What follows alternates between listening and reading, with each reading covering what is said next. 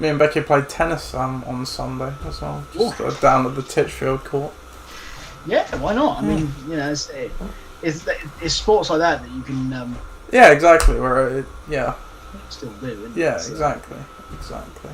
Although there was the awkward moment because obviously those courts have two next to each other, where there was mum and her kid on the other court, and the ball rolled over, and the awkward moment, I go to hit it back, and then I was like, oh wait, and then she was like, yeah, it's okay, just leave it. Then we probably gave up with that because me and Becky hit onto their court probably about 7 times, so it's easy to do when you play tennis. Yeah. That's a sport I can never get my head around. No. So, as someone who can play badminton reasonably well. Oh yeah, I forgot you were badminton. It's a different type of skill. Yeah. Oh, I love it, tennis. If you've got a racket and you ever want to go out and hit a ball around, just let me know. I don't own a tennis racket anymore. Don't you? Well, Becky's got one, so you're welcome to borrow hers. I'll wet wipe it for you. Don't worry. Thanks. It's quite alright. I've been at risk for a long time from that. Yeah. Sure. Right. So, link is in there. Intro music is going now. The whole Liam Kumar Day effect, not really happened. Nigel couldn't make it. Yeah. I rang up Mendel Norley, said he could make it. Don't think this whole... Phil, credit to the guy, he always manages to do well what he has to. He is a shocking personality. You guys got a trophy? No. It was pre-vid. No. My life from Breshad Perriman. I'm a tag jack! I'm a fucking tag! Hello and welcome to another episode of the LOC Report. We are into the thick of the off-season series now with what I believe must be the 4th or 5th nomination. I've already lost track. That's how you know we're in the middle of it. 4th, Chris knows. But speaking of Chris, hello Chris, welcome back. Hello. How you doing? Yes, thank you. Yeah, I'm well. Good. We're still here. It seems reasonably normal-ish now. So yeah.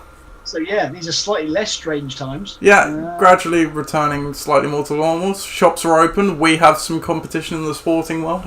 We have fortunately just finished after the aberration of Aston Villa v Sheffield United game finished, but yes, an aberration it was.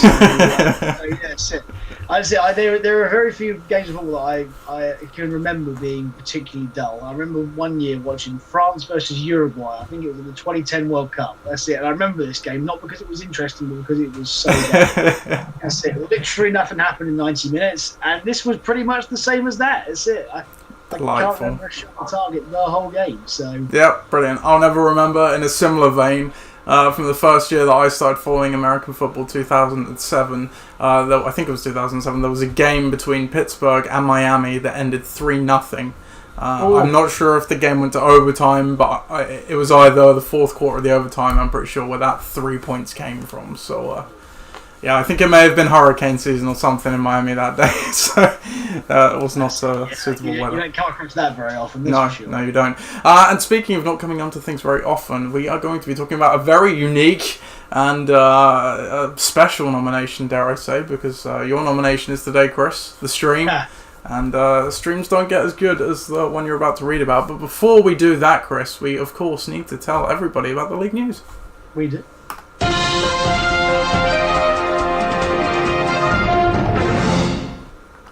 So, yeah, we'll start off with the thing we always start off with, because it is the most vitally important thing in your life, is the draft date of the LOC, which is the 29th of August, Saturday.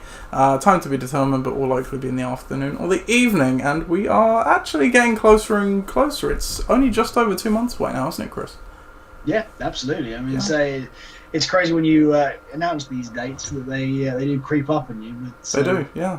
Not a lot else going on at the moment, I suppose. Then really, we can't have the rogue excuse of I'm in Alaska at the moment. This time around. Anyone's going to go anywhere for a while. No, probably not. But yeah, so Saturday, 29th of August.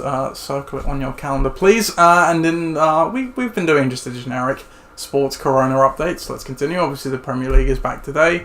La Liga returned last week as well. Bundesliga's been back for a while. Liga NOS in Portugal is back too, and I believe the Italian league is starting up very soon as well. It's either this week or next week as well. Yes, it is proper football for all of you. yeah. And my match betting has finally come back, so I can start my side hustle up again, which is quite nice. Well, that's quite right as well. So you got plenty of time for your research. Yeah, sure do. And hopping to the other side of the pond, we talked last week about the NBA. Their return is set in stone. There has been some resistance from the players, but I don't think anything is going to come of that.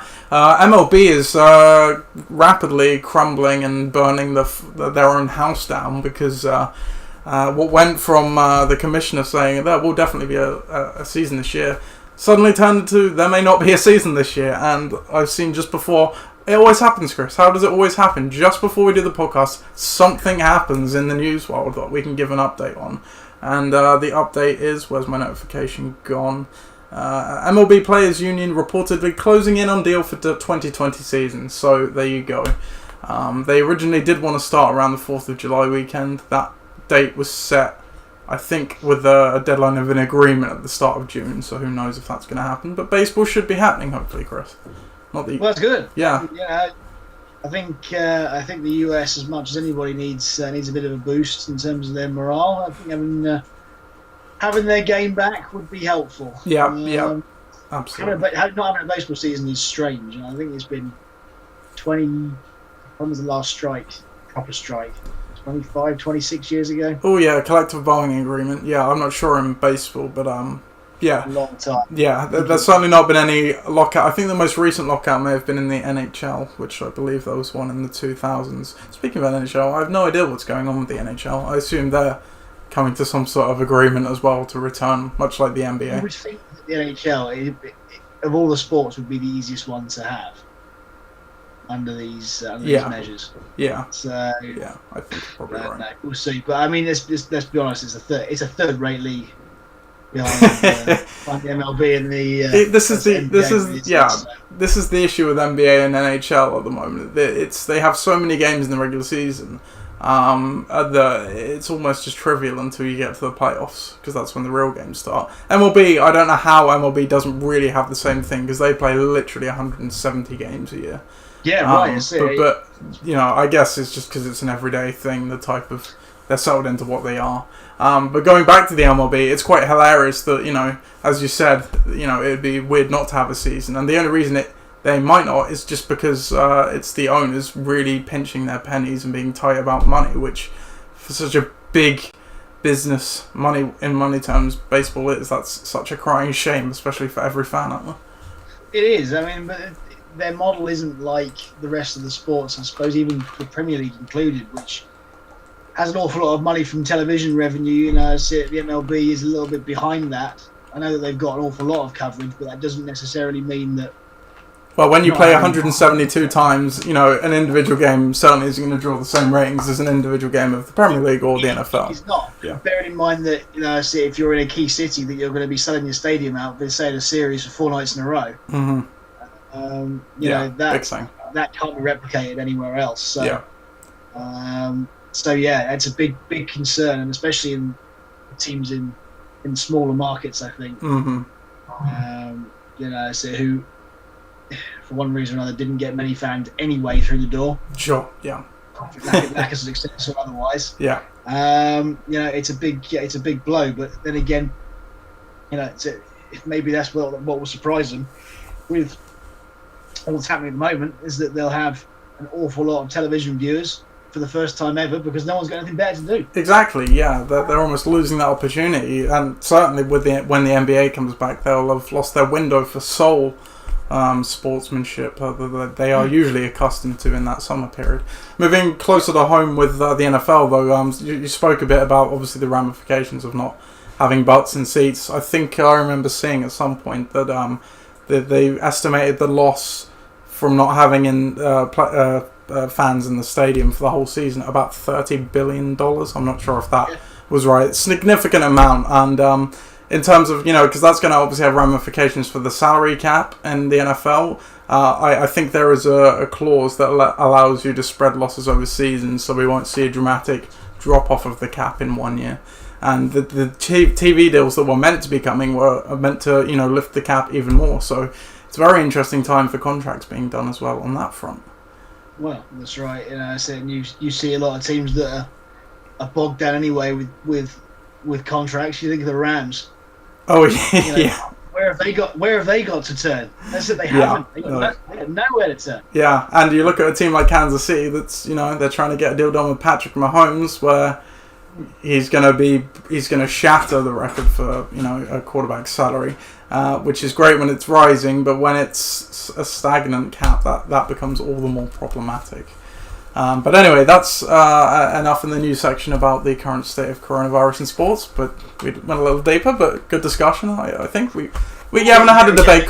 Yeah, exactly. We haven't had debate corner for a while, so we didn't get the jingle. But actually, do we want the jingle? We just did it. Let's finish with the jingle. Let's play. We've not had it for a while. Here we go. What have I done with it? Oh, podcasting on the fly. Here we go. Here it is, people. This is what you want. Chris can't hear it, but he's enjoying it as well, as you can see. So run for a bit. You get your hot 6 seconds jump back out. There you go. That's all you're getting. Right. What a legend. We are here today, though, Chris, to talk about your Hall of Fame nomination article. As you corrected me earlier on, thank you for doing so. Nomination number 4, and your nomination is The Stream, which is, I think, the most recent event that is in the nominations this year, if you get what I mean.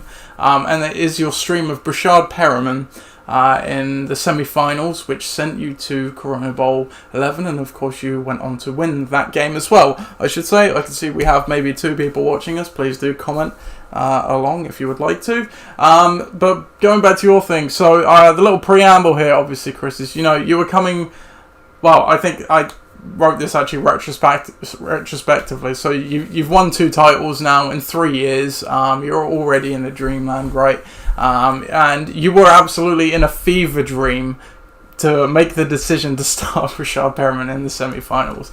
It's nothing short of a divine intervention. But to your credit, the mettle to actually stick with that, it takes one thing to have the brain thought to do it. Your hair is doing an interesting thing as well, much like starting. Yeah, I'm joking, it looks fine.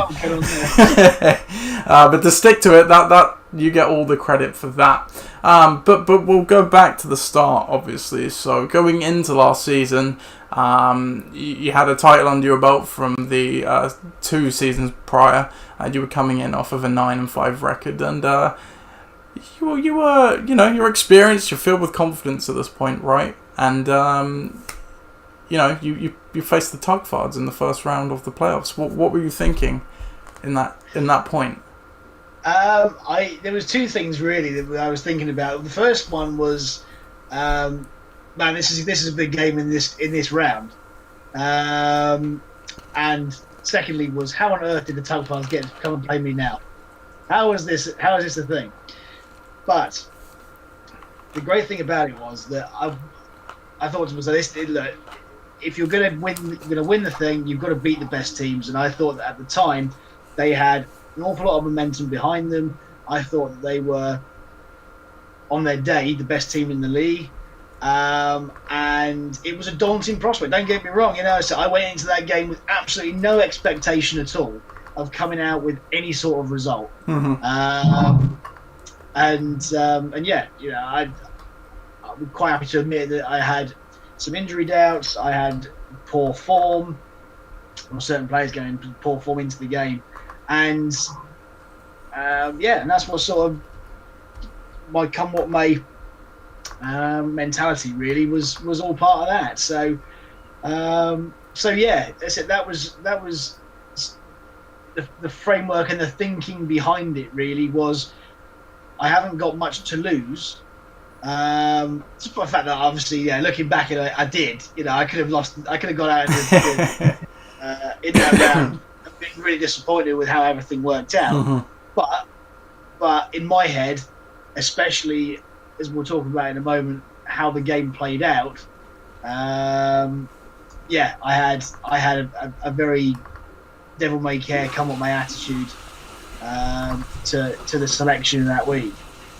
Yeah, absolutely. And going back to what you said about the Tugfards, so they were arguably the best team in the regular season, certainly for the first 9 weeks, we can see here where they went 8-1 over the first 9 weeks. Now, not every week was great. We see, a 68 there.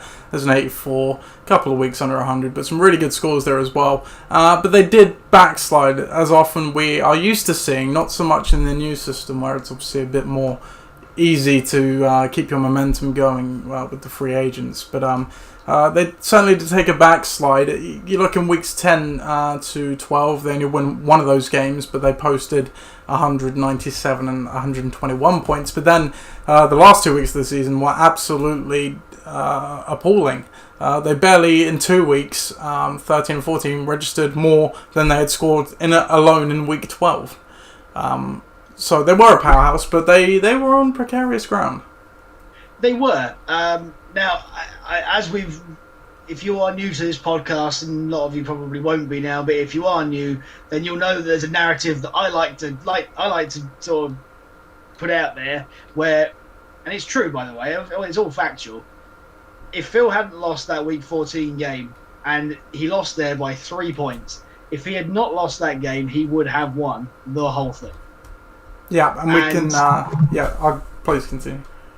Yeah, and that's the key thing, and that's why I went into that week surprised that I was in a position to play him at that point when I did, because those, as you'll see on the standings, I played him 2 weeks beforehand and won somehow. And then he absolutely shat the bed the week after, and that's what put him in the position. And yeah, from, as you say, from being an absolute powerhouse through 9 weeks, to ending up with a 61 point loss, or a 3 point loss, scoring 61 points on the last day of the year. It was so topsy turvy, especially as he went to score what he did in the next 2 weeks, which we'll come to later. Yeah, absolutely. Yeah, so just to follow up with what you were saying there, so you can see here that the Tykvards 9-5 they finished and was behind Iksan. You can see they went 10-4, so that is an absolutely key point. He wins either the game against you or that final week of the season, and he is the first seed. He does not play you. He would have played. It was at Ross's team, and like you said, he scored 120 points. We can pivot to the playoffs bit as a whole here. Give me a second. He scored 120 points, which it would have been good enough to beat Ross, and then presumably he would have. Where are we going? Where are the playoffs? There we go. Finally, and then he would have been playing. Who did better out of you? And he would have been playing you in the Corona Bowl. But he would have. He would have beaten you because he got 133 points. So, unfortunate end of the season. And like you said, he going 8-1 in the first 9 weeks, 1-4 in the final 5. Not great. But we'll, around all that, you've got that for Phil. It's such a burden because this is his first playoff appearance since 2014. He's had such a good season to a point. He obviously had injuries to Saquon Barkley and Patrick Mahomes, which were absolutely a part of that bad period near the end. But by that point, I believe he had all those guys back, and obviously he had that good week. But coming into the game, just thinking, Phil's mindset, he's touted retirement for a number of years now. And we all know the early years in the league where he made the playoffs 5 years in a row, didn't win a single Corona Bowl, lost 2 Corona Bowls, and obviously didn't make it to the others. This is his chance. He's finally got the dream team to put that all to bed, right off into the sunset with a title. But we'll go to this game right now because, as you say, He not only had a good game, he had a terrific start to the game, didn't he? Because as we can see here, Phil, by the end of the Thursday night game, was up to about just around 40 so points or something. I think it was. It must have been the Ravens-Jets game. Was that the Thursday night game? Yeah, I can't remember. Ingram played, so yeah. He was already ahead significantly by that point, as you say. Yes. I think 22.6 points. Sorry, I think is where he was by the end of those games. But he obviously, as we can see, took off quite quickly at the start of the 6 p.m. games as well on that chart. So yeah, we flip from Phil's viewpoint then to obviously your viewpoint, because you are down by 22.6 points in that Thursday night game, and this is where what happens next. It goes down as one of the great moments in a title run in LOC history. Well, that's right. And, yeah. Leading up to that point, in the week it was Mike Evans. Was he in? Was he out? Was he injured? Was he not? And it turned out he was injured. So you have to then make contingency plans for that. And in my head, I'm thinking to myself, well, if he's out, then they're going to cover Godwin. And if Godwin's covered, then there's only going to be one other receiver on that team that's going to go into the Mike Evans role. And we're not going to cover Perriman, because who's Breshad Perriman? What's he done for the rest of the year? Yeah. Please go on. So yeah, I picked him up for a single dollar. And it was a real flyer. It was like, I'm going to have this guy just in case Evans can't go, and then he just slots straight back in. He has a good matchup, a really good matchup. I've got no one else better on my bench, so why wouldn't I start him? And that was really that was the simple thought process. It sounds crazy now, perhaps, but yeah, sometimes you just think decisions feel comfortable, and on this occasion, it felt very comfortable. And absolutely shouldn't have done, which is why I talk about it being a fever dream for you to even do it, and then have the metal to stick to it. Because up in front of me, we have Breshad Perriman's fantasy stats for the 2019 season, and you can see that he went into double-digit points before this game twice. Once in week 9, where he got 10.2, and then once the week previous in week 14, where he got 13. Outside of that, he scored 1, 0, 1.9, 0, 0, 1.7, 2, 4.4, 8.7 points. He nearly scored more points in week 15 than he had done to that point in the season entirely. So it was an incredible piece of scouting, I'm going to call it, by you. Obviously, yes, he had that good week the week before, and he had an 8.7 week the week before that, which wasn't too bad. And like you said, Evans was kind of banged up at that point. But it's just Detroit have, it's an okay defense. Last year they weren't great, but in the secondary as well, it's just crazy. He went off for 29.6 points. We can see there, and now if we pivot back to the game itself. With it finishing so close, 123.46 to 120.5, every single one of those points was completely valuable, and he was actually the highest scoring player in this game. Which is crazy in comparison to who else is in there, in comparison to the fact that I've got Christian McCaffrey as well, who, albeit he's not far behind. 0.1 of a point, yeah, not too bad. But that's it. But it's still Christian McCaffrey, and the guy's #1 fantasy player. So yeah, it needed something like that to be able to sway it, because I knew full well that Ingram had scored some major points. I knew that Barkley was going to come out hot. He's playing Miami. He's playing them at home. He's got a point to prove after being injured for most of the year. And to be honest, Miami were absolute dog through like 10 games. So there's absolutely no reason why he wouldn't have done that. So there was that. The Patriots D, who really had been Phil's cheat code through the first half of the year. Yeah. They're playing Cincinnati in Cincinnati. I think that's a good matchup there. So the matchups were scary. Other ones, you think of Landry against Arizona. Arizona weren't great in the secondary last year. You look there. Mahomes against Denver again, same thing. Especially playing them at home. So yeah, it was a mountain to climb, and there was no doubt that it needed to be one standout performer. But I did not think for a moment that No, absolutely not. And yeah, like we see here, it gave you the decided edge you need. He would have obviously been playing, I'm pretty sure, in the 6 p.m. window there, as most of your players were. But it was just what got you over the line, and I think Phil did have a chance to perhaps come back, but he couldn't quite pull it off. And we'll see on his bench there were some options which would have given him the win. You had some options as well which could have gotten you a bit more points as well, so we can't really drill too much into that. Really, that's pretty much it. And I say that, but not to undersell it. I say that because how much can you say? It just is what it is. It's one of those things. You made an exceptional pickup. You had him for $1. No one else went for him, and then you had the guts to play him, and then it just came off for you in the most important point of the season. Exactly what you needed and when you needed it. And yes. Got you to the title. It essentially got you your second title. I think so. I viewed at the time that it was either this really was the game to win. I didn't know who'd win between Ben and Ross at the time.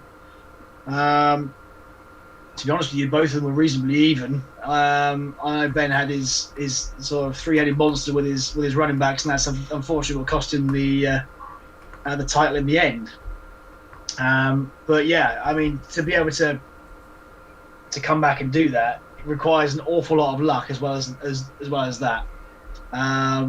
We mustn't forget in there that there are two players that combined for 4 points.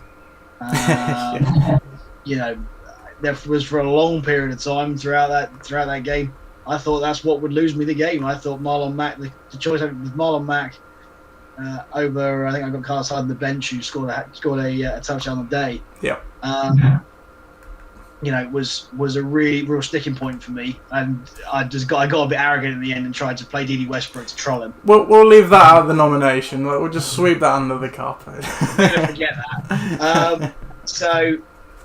So all being well, I just didn't expect it to happen. And yes, there are some big other performances in there that led to this particular win, but none more so important, I think, than Perriman, especially to get back, as you say, to that parity before the final games, where unfortunately it didn't quite happen for Phil. But yeah, I mean, as classic games go for me, this is definitely up there in maybe the top. It's certainly the top three. I just can't quite decide which order it is. Yeah, that's fine. That doesn't need to be in order. No, well, so the two Corona Bowl finals help, but this one, if this were a final, I think it'd be more lauded. The fact that it's a semi-final, perhaps is something that just objectively, anyway, takes a little bit of sheen off of it. But yeah, make no mistake, without this game, I would never have won it, and I would never have, validated the team. I suppose if I hadn't have beaten Phil, I hadn't have beaten Ben over the course of the year, then it's like fluking your way to a title, isn't it? Really. So yeah, I mean, it proved resilient enough, and I think maybe in my personal Hall of Fame, it's probably at the top at the moment. But perhaps for everybody else, if it were a final, I would probably have no hesitation in voting for it. But I think there are probably more worthy candidates. Sure. For Hall of Fame worthy multi-year bodies of work, should we say, than just a single, perhaps lucky, but you make your own luck sometimes, pick in quite an important game. Yeah, and just because we haven't said it yet, just to spell out what that 29.6 points was: 113 receiving yards, 3 receiving touchdowns, and 3 rush yards, because why not? Why not?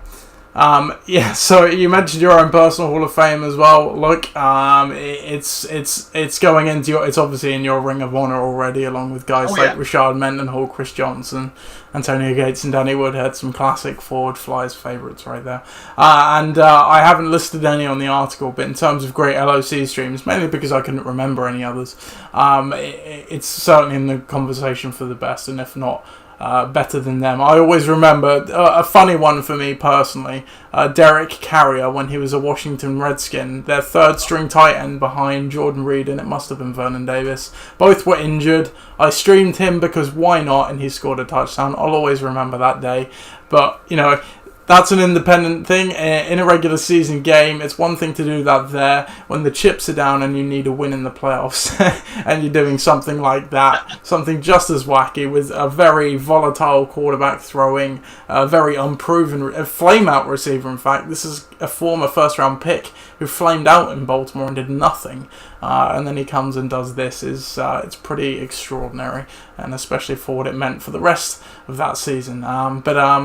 I'll give you the final word on it, Chris. Now, I know you usually give a nice little breakdown of an opinion of whether this should be inducted, and you touched on that, but I'll give you another chance if you would like to do so. Please, would you tell the viewers why they should or should not vote this into the Hall of Fame?